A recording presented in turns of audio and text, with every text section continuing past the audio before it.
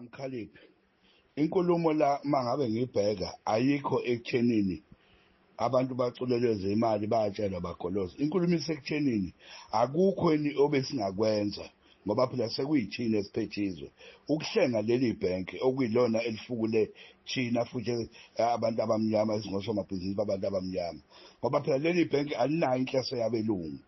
Liyibhenki lethu nje leliya ngqo elingenayo inhloso yabelungu.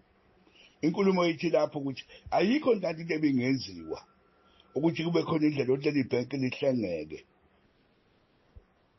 ngoba phela uma ubheka njengamanje kushuthi kuyaxedwa ngayo yonke into ebonakala ingaba usizo kithi, ikakhulu thina esingosomabhizinisi nogogo basemakhaya akuyiyona nto bebethembele kuyo ukuthi uma ufuna ukufihla ogogo bafihla lapha eThala.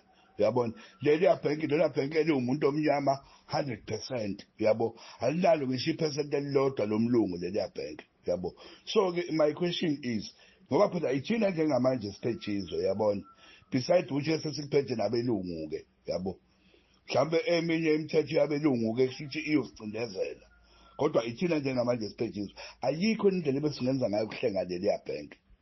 Mina-ke buhlungu impela ngoba kunabantu abaningi engibaziyo abakhushulwe itshala namhlanje esibahloniphayo ezweni lamabhizinisi bekhushulwa yilo leliya bhenki itshala, ngoba lona alinayo imininingwane eminingi uma usomabhizinisi uzokhala.